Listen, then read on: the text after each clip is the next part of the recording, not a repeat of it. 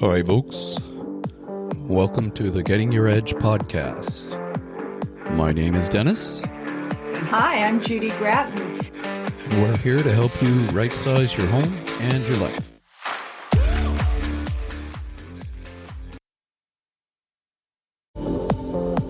And good day, everyone. This is episode 10 of Getting Your Edge, How to Right-Size Your Home and Life podcast, brought to you by the fabulous Edge Group team, where we give you an edge in all your real estate needs. We have a great and unique, interesting guest today for our show. Our previous episodes have been pretty heavy discussion topics like Medicare, wills, financial planning. I'm really looking forward to this guest today. I'm your host, Dennis Day, and my co-host is Judy Gratton. Hi, Dennis. Thank you so much. I am really looking forward to today's episode. I mean, who doesn't love an estate sale except for maybe the people who are actually trying to run one?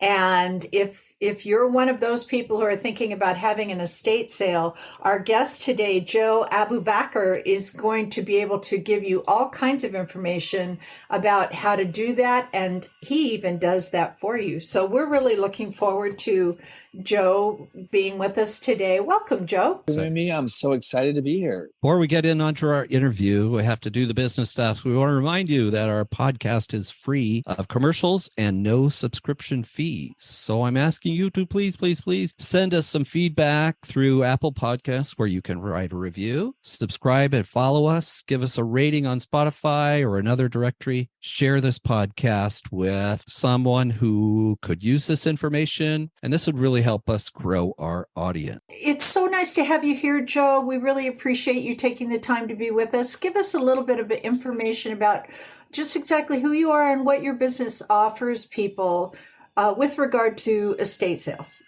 Okay, thank you so much for asking. I am the owner of Honest Estate Sales.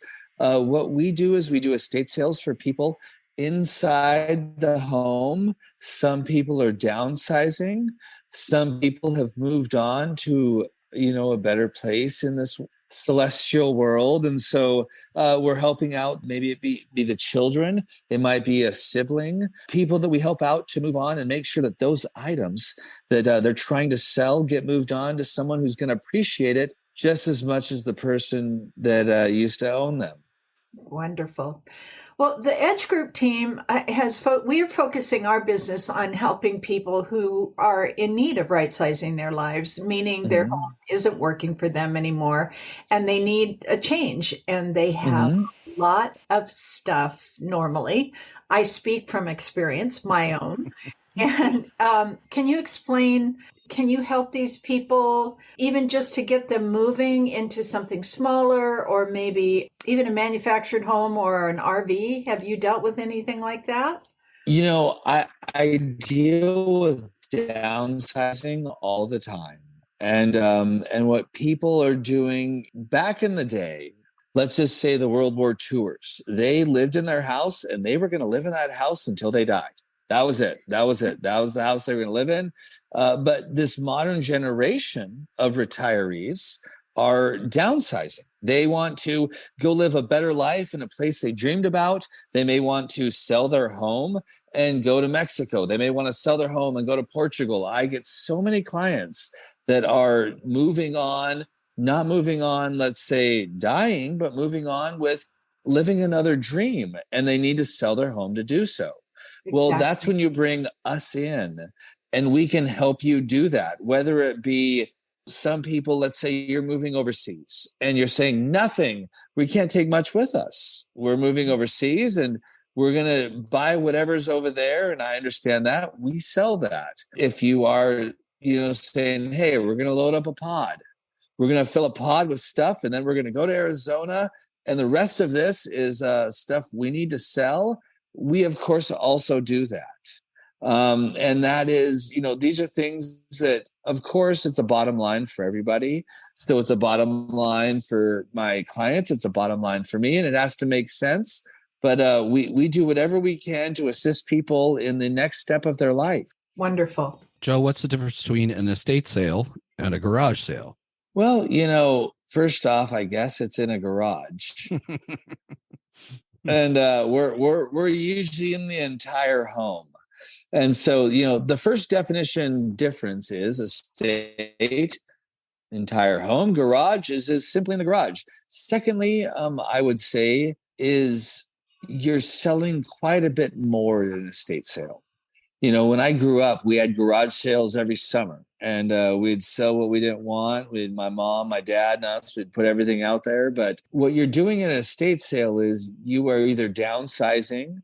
Sometimes someone has passed on, and we're doing the sale for that person. So, an estate sale usually tells people it's going to be a lot more stuff, whether it's quality, whether it's not quality, just a lot more items to look at. And especially when it comes to furniture, things like that. So what about, I've run into situations where people have things like china that the younger generation doesn't seem to want to collect grandma's china anymore. Mm-hmm. Or another good example, I had someone ask me, what do I do with my stamp collection? Can you help people find solutions for unique items, doll collections, tools? I'm just thinking of different things that I've run into in the course of selling real estate, where the most recent one was, in trying to just discuss the move, all this person could think about was the stamp collection. And I have no idea what you do with the stamp collection. Yeah. Things, collectibles have ebb and flow, just like life, just like everything else. And sometimes things are popular. Sometimes items are not popular. People always ask me, and they say, and I'm going to give you guys some info that I don't give many people. People always say, Joe, what would you invest in? What are the two things when it comes to collectibles, antiques, anything? What would you invest in? And honestly, I can tell you there's two things I would truly invest in. One, gold. Why? The earth doesn't create gold. And when I get jewelry, when I get anything that is of gold, it is highly desirable. And I tell people, you know what? Gold's a good investment. Second, and now I'm not and I know I have to say this for online reasons, I am not an advisor of investments, and I'm not telling you what to do. So I'm not that. This is just my opinion. It is my personal opinion. And I tell people, the other thing I tell people is toys generationally, but male toys, not female toys, because men will spend so much money for their toys when it comes to once the kids are out of the house, once everything settles, they will spend crazy money in that. And those are of when you're talking about men's toys. Are you talking about real toys, or are you talking about like adult toys? Well, I mean, I guess adult toys in a way of vehicles, yes. But when I'm talking about toys, I'm talking about children's toys. And the irony, for instance, when I started doing this 16 years ago, pressed steel toys, those pressed Buddy L car toys and everything, right? They were getting top dollar. But not anymore. I have a hard time selling them. And why is that? Because you have to go generational with that investment. It's all about men when they hit their 50s and 60s. And then they're going to start buying their toys back. And these guys will spend crazy money on what they wanted. So right now, what is it? G.I. Joe's 12-inch figures. Oh, yeah, those are desirable. 70s, Star Wars is starting to come up. The original Star Wars. I mean, but, investments and collectibles. I mean, there is a lot of money in people's homes, and they don't realize that when we're talking about estate sales. And everything changes, everything evolves, just like real estate. So what would you do? Can you kind of give an example of what you're coming in, you're going to help these people. So this is a lot to ask, but from start to finish, what's your flow to get things completed for people? Well, what I try to do first off, I guess, for the flow is, I have a consultation that is completely free. I meet with the person. I look at what they're selling. I see if it's fiscally savvy for them and myself and my company. Then after that, what we do is we come in about 2 weeks prior to the estate sale. I bring multiple employees with me, and we set up the house kind of like a miniature store. And we actually shift the furniture around. We do everything we can to create good flow, because we have roughly about 1,000 to 2,000 people that come through our homes every weekend. Oh my gosh. Wow. And we have to create it where humans can move freely. However, sometimes in the 1950s and 60s, those hallways get a little tight. Mm-hmm. And so, we have to respect each other as we walk through those hallways, and so do other people. But we try to set the house up like a miniature store. And then we sell everything. We actually put a price tag on almost everything. We have a pricing day, and that's usually a week after we set up, because I'm doing my research on my antiques, my collectibles, seeing what things might be valued at in the current market. And then we price it all. Then we conduct a 2-day sale. Like clothing, shoes, do those things go into an estate sale? Or see, where a lot of people make the biggest mistake is getting rid of clothing. There's a reason Nordstrom's is opening up a vintage clothing market. Oh, I didn't know that. Oh yeah, they are.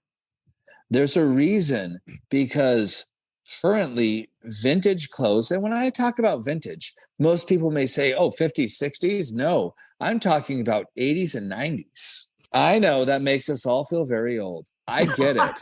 But the point is this is what these youngsters consider vintage and what they're buying.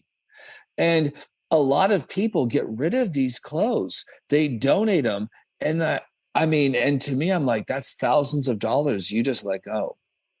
Now, I've heard things like photographs and letters and even old cards that people might use in crafts. Do you run into that? Well, yes. Halloween cards are the most desirable, obviously. And so if you have old Halloween cards, people love that. Old Halloween anything people love.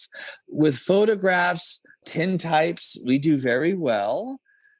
We do try to respect the family. And if the family wants to keep those mementos, we will try to set them aside for them, because we want to respect history. And I want you to know your past. I want you to know your history. I don't want to sell it if you don't want me to sell it. Mm-hmm. So we do the best we can to make sure what the family wants to keep. And if we find those things, we're going to stick them in the personal closet. And that's what we call it, and it's a closet we give to the family, and we try to put those personal items in there. But if they want to sell them, yes, they are desirable. People love to see the way the old people lived, the way they lived back in the 50s, 60s, 40s, 30s, and people will pay for that. Mm-hmm. And some families do want to sell them, just, for what reasons, I do not know, but they do want to sell them. Now, are the people living in their homes while you're doing this, or have they already gone, or do they just leave for a weekend or something? What is that? It varies. It really varies by situation. And I play every situation for what it is. Normally, obviously if someone has passed, they're gone and we're doing the house. But if someone is downsizing, it's easier, obviously, when they've just said, okay, we've taken everything out of the home we want. Joe, do what you got to do. Because I don't want to sell anything that they wanted to keep. I don't want to sell anything that they cherish. Now, of course, like I said before, there's a bottom line for both parties. And, I don't just take estate sales that would not make as much money as a garage sale. Mm-hmm. But a lot of people are willing to separate from items, as am I, as maybe you guys are, where you can say, there's other items I will desire. There's other items I can buy. We like those sales. Wow. So you've had your estate sale. You said they're on weekends normally? Yeah. Well, no, Friday, Saturday. Friday, Saturday. Yeah. And the reason is Fridays are the resellers, and they're the ones that are working swap meets. They're working their antique malls. And when are they working those days? Saturday, Sunday. But they shop Fridays. And then, then we do sales on Saturdays. I usually avoid Sundays for multiple reasons. I am a family man. I do need one day with my family. I have 3 little girls. So I want to spend those times with them. So I do designate that day. but we do Friday, Saturday, and it works very well. And Wow. how do you advertise this estate sale? I advertise. I have a small company out of Stillicum, Washington. I used to be the president of the Chamber of Commerce, actually, out of Stillicum. Being one of my close friends who has an advertising agency, I met a long time ago. He represents me, and he does all my advertising through Instagram, Facebook, Twitter, Google+, Craigslist. I do estatesales.net. He does estatesales.com, and then I do my website. Pretty much online, I guess. You still put out the signs? Yes.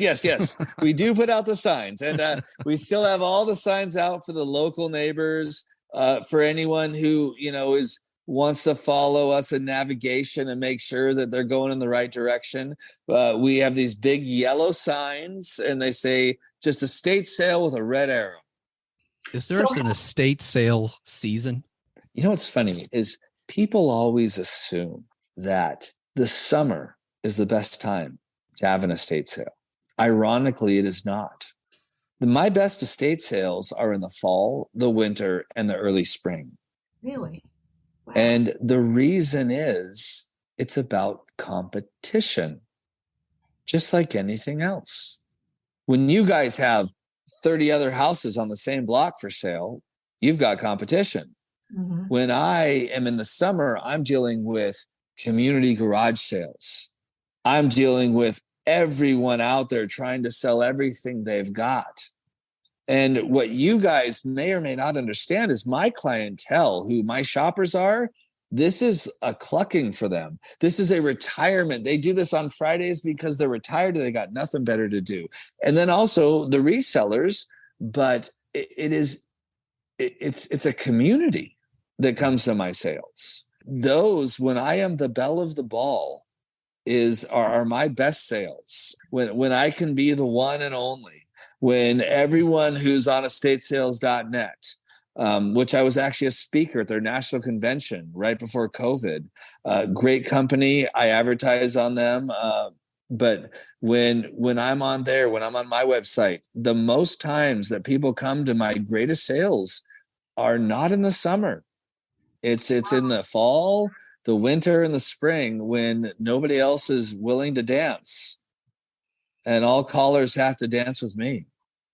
Like that. I like that a lot. How do you determine the value of the items that you're selling? Do you have just from experience, or do you have sources that you can go to and figure out? Well, I'm a certified appraiser of antiques and collectibles. Okay. But also when you're pricing things, you have to take in so many accounts. I mean, very similar to real estate, but where's my location? I'm a realist here, guys. I'm not going to sugarcoat it. Where am I selling stuff? Mm-hmm. Is it in Gig Harbor? Is it in Spanaway? I mean, there's a big difference. And, you have to look at also the quality of item. Is it quantity over quality? Sometimes I'll take sales. And yes, the children will say, my mom was a hoarder, my dad was a hoarder. Well, that's a quantity sale normally.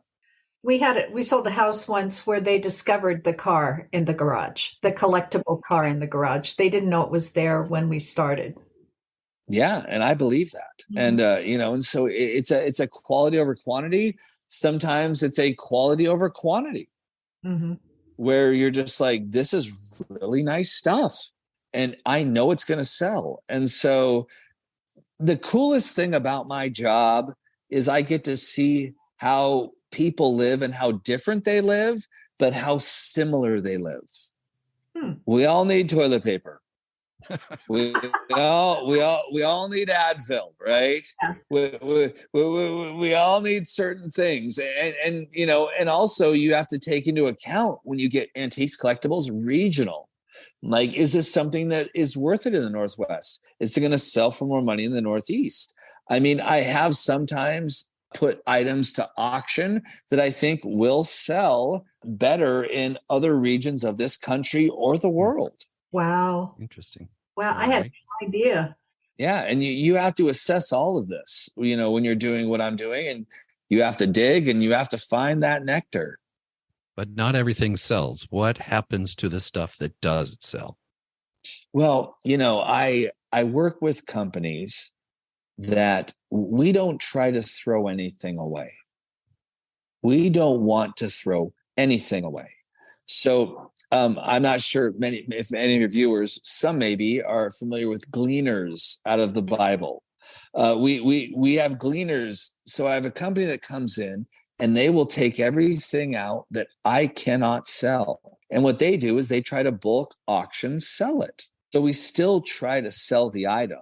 And they do the clean out for my clients at a very reasonable cost because that's what they're trying to do with the stuff that we could not sell. Because most of my clients do want to know, what am I going to do with the stuff afterwards? How am I going to get rid of everything? You sell 60%, there's still 40% here. You sell 70%, there's still 30% here. Well, I work with my clients on getting that stuff out of the house at a very reasonable cost, and it comes out of your net proceeds when you do an estate sale with me. Ah, okay. Are there any other services that you provide besides just the estate sale, like maybe helping them pack up the items that they want to take with them? Or can you do like a complete move where you could then unpack them in their new house, anything like that? Or you mentioned the complete clean out, and yeah, that would include cleaning the house and having it ready then to sell? Well, the clean out company, for the cost that they do, they just will remove the items out of the home. And honestly, for me to be able to do an estate sale every week, which is what I do, I have to stick my company strictly to estate sales. Okay. So we don't do moving. We don't do packing. We ask that the clients pretty much have all of that done before we come in. Okay. Very good. And, and it's because we're a finely tuned engine. We do one every week, and we just come in, we take care of our clients. We sell the heck. I'm going to say heck because I'm not going to curse online. And we sell the heck out of everything we can do. And we do the best we can. I only do one sale a weekend because I want to be there. I do feel that I am the greatest salesman in estate sales around probably the whole country, maybe the Northwest. So I need to be there selling the stuff with my crew. And that's what we do. Let's get down to the nitty gritty, Joe. Yes. And you've touched on this a little bit about some of the things that do sell, but what are the items that always really sell well, and what things never sell at an estate sale? It's almost like owning a dog. It's not about the dog, it's about the owner. And I always say that you challenge me to sell it, I'm going to do my best to sell it. But what doesn't sell, what does sell, I think it really comes down to the company that's selling the item. I mean, you guys do real estate. You deal with people, and you know what? I bet you're better than a lot of people when it comes to how you sell your item. And that's what I do. I sell a good item, and it's about advertising that item, and it's about getting that item sold. Yes, sometimes I don't sell an item, and the next week I sell it. I'm like, I don't get it. I didn't sell it, or I did sell it. What doesn't sell, I personally don't believe that anything doesn't sell, because I believe I can sell everything. And that's just maybe my instinct and who I am. Is it harder to sell certain items? Sure, because of Home Goods and TJ Maxx and Ross. Yes, kitchenware is a little more difficult to sell nowadays, because you can get it at such a cheap discount at those stores. I do find that a little more difficult to sell. Furniture to me is one of the other things that depends on the furniture. It really does. And I can sell some furniture. I can't sell some furniture. It's funny, when my wife and I we were going to buy a new mattress at the mattress store. And I walk in and I'm looking at the prices, I'm talking to them, and the guy goes, "Oh, there's no market in secondhand mattresses." And I was like, "Wait, what did you just say?" And I was like, "You're probably talking to the wrong guy, man." Because I've sold hundreds of secondhand mattresses. Now, of course, that comes down to how new is the mattress? What's the quality? Is it, you try to buy one of those Sleep Numbers new. How much is a Sleep Number brand new? Yeah. I sell Sleep Numbers used for hundreds. Wow. people buy my mattresses, but it depends on the mattress. So when it comes to what's difficult and what's easy to sell, and at the same time, 10 years ago, I couldn't sell Hummels. Now people line up for Hummels. What's going on with Hummels, people? That's my question. I don't know. But the thing is everything has an ebb and flow. I would like to sell, think I can sell everything. Once I sold a petrified cat out of a garage. Oh my gosh. Okay. Yeah, guy, $10. Happy as a kid. Taxidermy petrified, not just. No. He found it in the corner of a garage. It'd probably been there for 50 years. He paid $10 and walked out happy as a clam. Oh my gosh. So you never know what people want to buy. And I always tell people, we all know the saying, one man's treasure, one man's garbage, another man's treasure, but let me determine what I can sell and what I can't sell. I mean, I go to consultations all the time and I start dumpster diving at the house and I'm looking at them going, I can sell this. I can sell this. And I literally dive in dumpsters telling them what I can sell. I've pulled a 1908 Martin guitar out of a dumpster. Oh my husband just died. And it was only because it had a crack in the case. She thought it was worth nothing. She threw it in the garbage. 1908 Martin. I pulled it out. It's like, no. This is still worth $1,000 or more, even with a crack in it. Yep. So people, I always tell my clients, I advise all of your clients who are watching this right now, do not throw anything away except for expired food and prescription drugs, because you don't know what people will buy. And leave that up to me, because every dollar counts. Well, speaking of every dollar counts, at the end of the sale, or how do you make your living with the homeowner and the proceeds and expenses and whatever? How does that look? So how that looks is I work on a straight commission basis. I work on a commission very much like real estate agents do. And I assess what that percentage would be during my free consultation.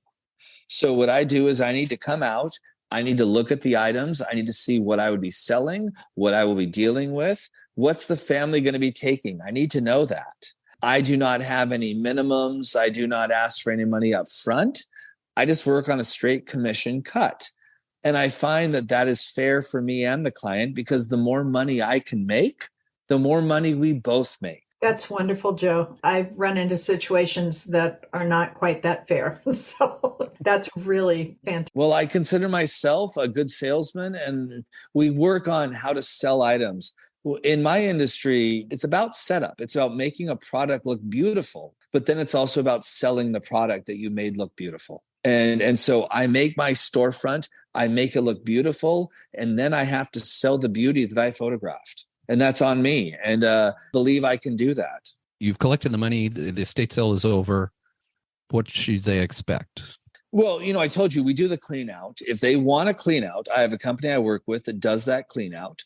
And then, what they receive from me, and usually it's about 7 to 10 business days, is a cashier's check with a receipt. They need to know this. I do estate sales every week. It is impossible for me to itemize every spoon, every fork, every cup that I sold.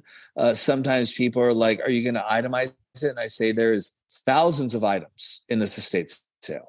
Now, of course, high-end items that are of value that the family wants to know what I sold it for, I have no problem telling them that. And we can talk about what we're asking. And we actually sometimes, especially with vehicles, high-end art, things like that, we can set minimums where we talk about the value and we say, this is the bottom line. We're not going to go half price at noon. We're going to sell it for what the family feels comfortable with. So, that does also take place. But usually my payouts and invoice happen 7 to 10 business days afterwards. The cashier's check from Wells Fargo, and I require signature confirmation, and you're good to go. Do you run into situations where maybe that the sellers weren't aware something was of great value, like the guitar in the dumpster, and you say, no, this has more value than you think? Do you let them know Usually during consultations, I let people know, like if I see something I think is of good value. What we, though, obviously make our money on is selling items of value. I mean, if I sold $1,001 items, we're only making $2,000. Right. And But so, if you walk into a house and there's a painting hanging on the wall that grandma bought. oh, then that's going to go to a high-end auction house. Okay. Oh. So if you knew that it was more valuable, then they did not have any value at all, let's say. Yes. So what I would normally do with this is I would call them and I would say, my advice is we send it to a high-end auction house. Okay. And I have connections with those auction houses. Okay. And so if of something of that high a value, yes, I would say my advice is we send it to auction. And then I, of course, speak to the family and get their approval of it. And then we send it to auction. And that may take months instead of days, obviously, get paid out. But, it is what it is. But I believe they'll make more money.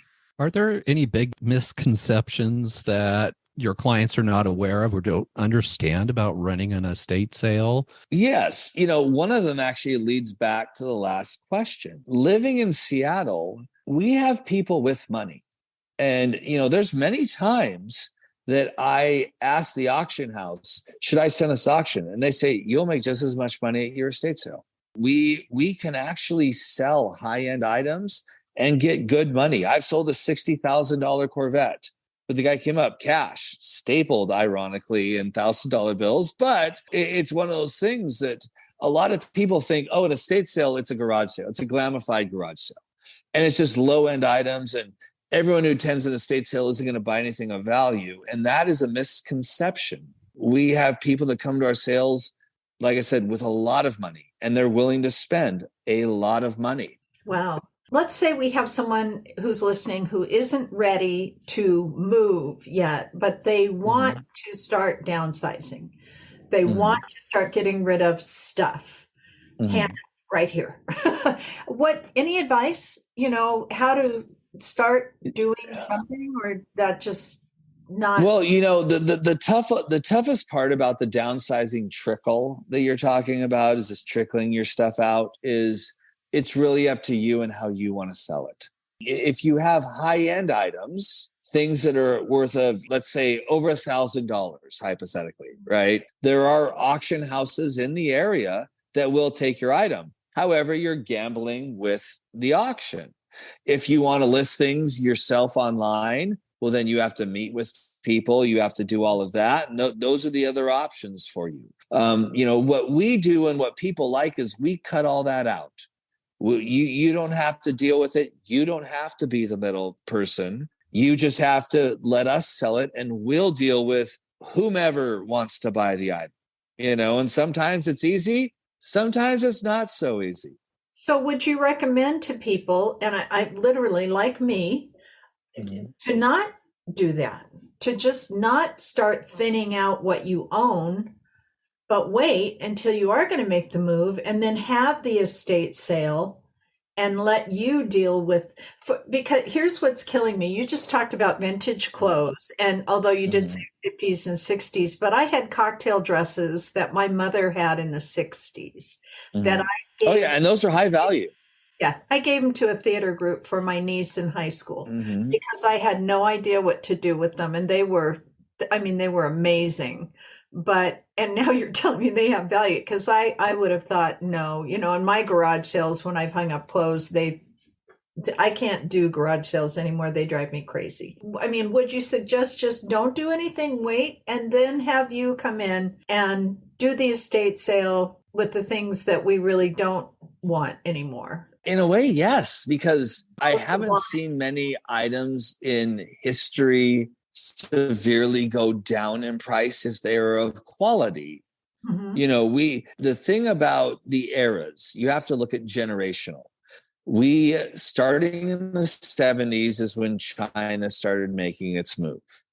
Even furniture companies in the 70s started going to pot, using particle board and plywood and all this other stuff that when they used to use natural wood. We have to look at eras, generational, and where quality truly took place.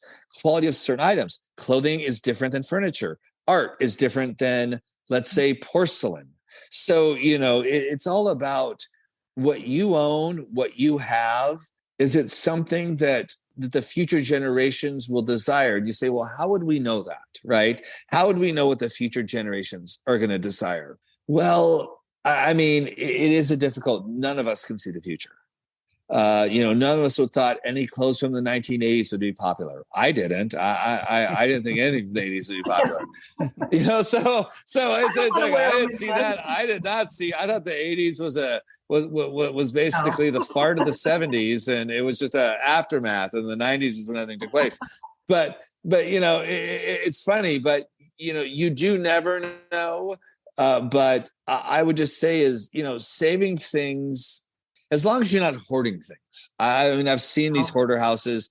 I have seen people that want to save everything from bottled water to be smart with what you unload, because I think a lot of people be surprised at the value of vintage items. And it's because of the quality that they were made of. And right now, these youngsters, what is it? Generation... What are they called? I've lost track here. Yeah, I've lost track too. But they want, they're almost minimalists that want quality, which I can respect. Mm-hmm. Like they're like, we don't want 10 jackets. We want 2 jackets made in America that are made of high grain, whatever. And that's what we're good with. And you're like, all right, I can respect that. Like I see that, and so they are definitely not hoarders. And this is why I think a lot of parents are having issues, because they're like, my kids don't want any of it. That's and true. It's like, because they are a totally different generation. Mm-hmm. And it's almost the backlash of the hoarder. Mm-hmm. It's like watches. They're backlashing on Apple watches. No one's going to tell us what to wear. We're going to wear vintage automatic watches. Really? Yeah, because no one's going to tell us that we have to have an Apple Watch. Oh. And you're just like, okay, so you guys now are getting back into automatic and vintage because they're better made. It takes a year to make them. They're quality. They'll run for. I mean, so it's one of those things that this generation. I actually really like this upcoming generation because of this. But so a lot of people are having an issue unloading their goods because their kids don't want them, and their grandkids don't want them, especially grandkids. Those are the minimalists. Wow, fascinating. But luckily, I still have enough retirees to come to my sales. I can sell the stuff. So I don't mind it. All right. If our listeners wanted to do an estate sale, Joe, how would they find you? Well, you can call me my personal phone number. I'm joking. Don't do that. You can see my website. It's honestestatesales.com. And make sure it's honestestatesales.com. Or you can call our business line at 253-273-1157. And that's my business line. And I do free consultations. I take a look at what you got.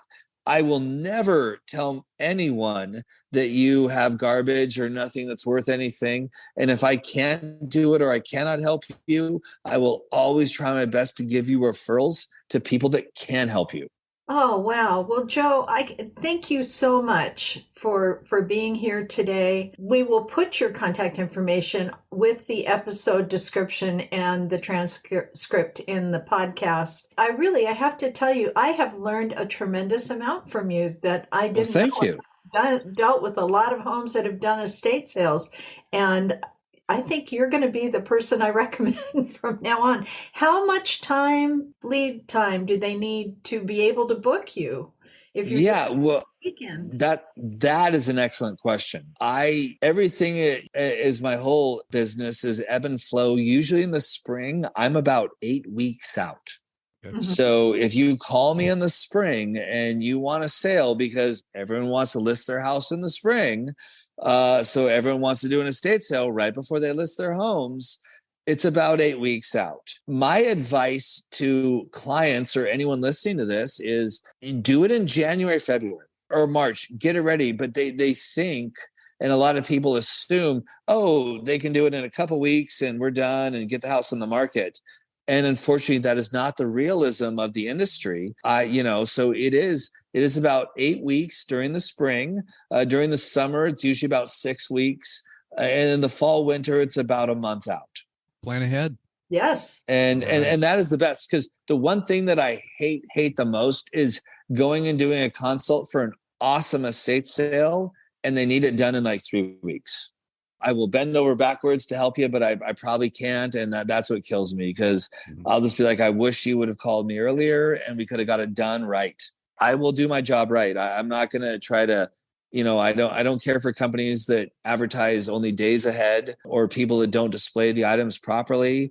You have to know, you have to let everyone know what's for sale, because you never know, like a petrified cat, what people want, right? Right. And you never know what people want. And so that is something, yeah, but it's on other people's. So that's the point, is I want to do it right. And that, just like I'm sure you guys want to sell homes in the proper way, I want to do an estate sale in the proper way. And I want to make sure that we all are happy at the end and everybody's pleased. Wow. I'm impressed. Thank you again. Thank you. Yeah. And I can give a personal reference to you, Joe. You helped me with an estate sale about 1.5 years ago. Yes. Where the family had, the father had passed away. Oh God, she had all kinds of military equipment and etc. So Joe does a great job. Highly recommend him. Do you come farther north than Pierce County? Yes. I think I'm going to have to. And the reason is I live in Federal Way, so I do live in King County, but also I'm hearing a lot of rumors about northern companies going online only. I don't believe in that necessarily. And so I've had a lot of clients from the north call me, because there's something, and I'll tell you this real quick, the reason I do estate sales isn't just to sell you used items. I love the personability. I loved when we could remove masks and seeing old couples finding something that they hadn't found in years and giving each other a kiss out of joy. I loved being with people and amongst people. And so I will continue to run estate sales the way I do it. A lot of companies want to go online. They want to get this impersonal business mentality. I still run a great business, but I'm not going to forget the people, and I'm not going to forget the experience. And to me, this is an experience. When we have sometimes 3-day sales and people are sitting in grassy fields and someone's playing music, and I'm like, we just became an event. And I love that about what I do. And so I am willing to go north. If these companies in the north are starting to go online and you want to host an event, then yes, I will. And it's really, to me, it's all about the bottom line. I've done Snohomish sales where I've Airbnb'd houses for my whole crew just to run a sale in Snohomish. So we'll go wherever we need to go. More and more companies want to go online. They can do that. But I love the personal, the moment, the event of it all. And I'm going to stay true to that.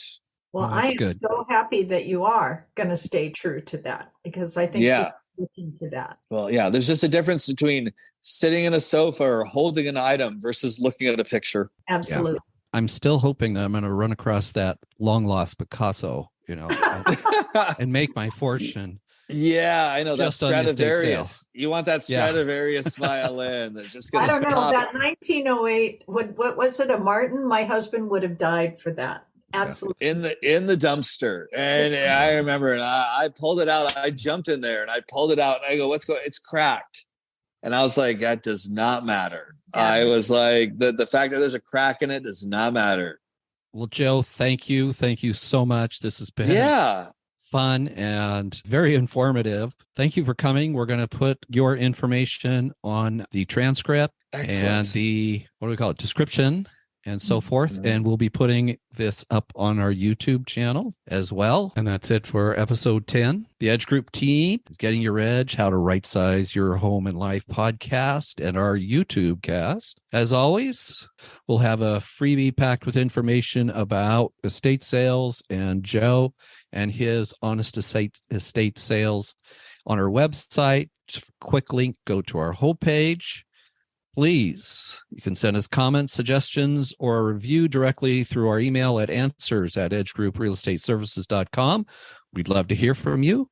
And please follow, like, share, comment on this or any previous podcasts. Thanks for watching and listening. Happy trails, everyone. Thank you, Joe. Thank you. All Joe. right. Thank you. All right. Go Cougs in the tournament.